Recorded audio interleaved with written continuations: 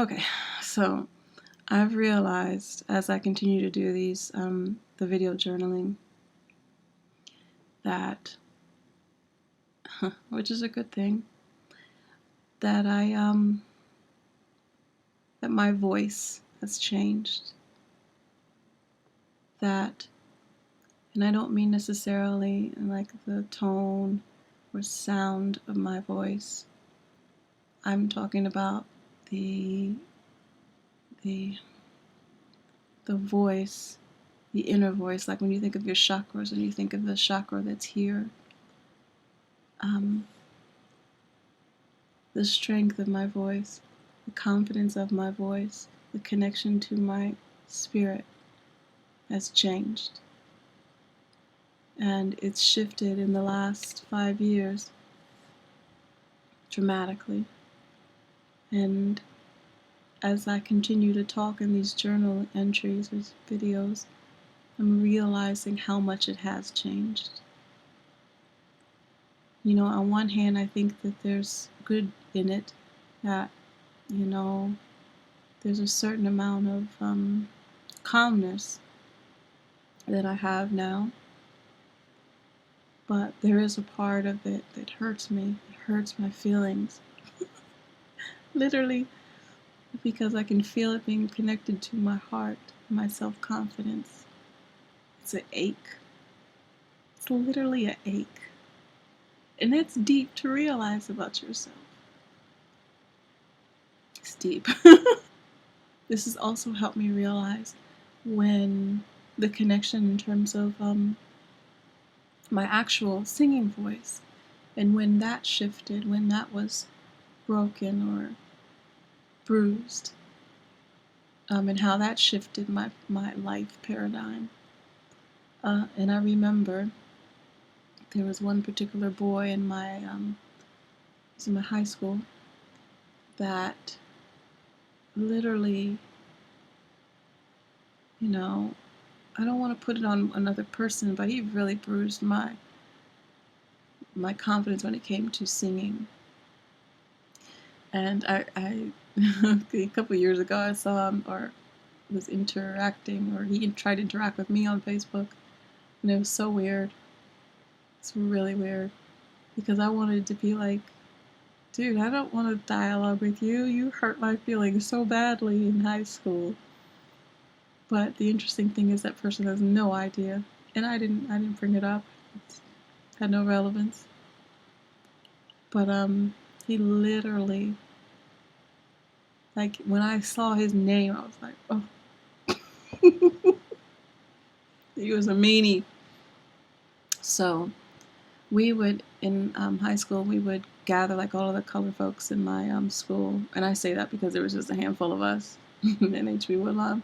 We would all gather around, like, sometimes, and have, like, in the cafeteria, have a lunch table that was for color folks and the few white folks that were cool or cool with us. And some of us would sing, you know, some would try to rap. And I just remember when things shifted, you know, I got tired of him saying something, like calling out on me and making comments. Literally one time he said to me, or he said in a group, that he just hated hearing my voice. And then he went on to describe why he hated hearing my voice. And there was only so much I could take of that. So I literally stopped, you know, singing when he was around. And I may have even stopped talking when he was around. It was really hard because he was an attractive guy.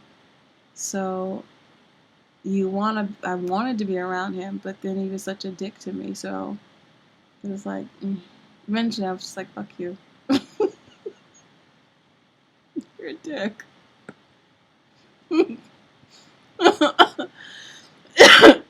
But I think that might be I don't know if that's the first time I've cussed on these things.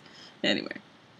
But it was really interesting. It's interesting to be able to, I guess, track that effect, because that definitely had an effect on my voice.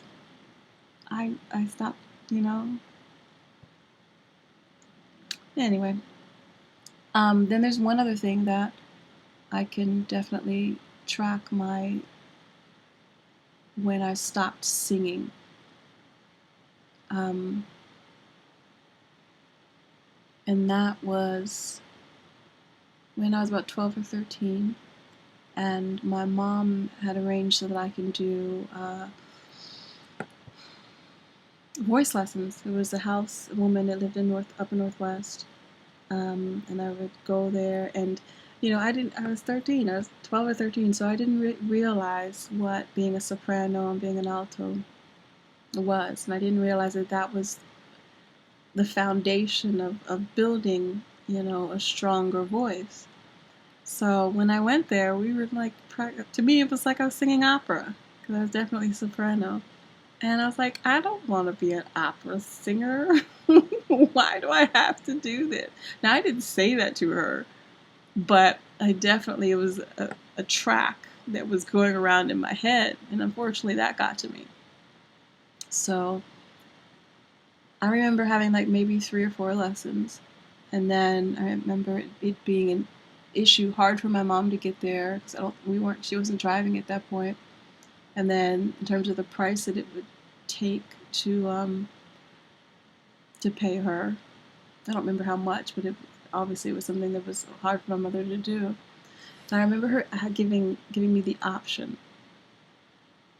or I remember a dialogue that we had where she asked me if this was something that I wanted to continue. And I'm pretty sure that I said no. So that's one of the things I regret. Definitely. But I'm here, and I am enjoying finding my voice again. And I realize how desperately I need to do so.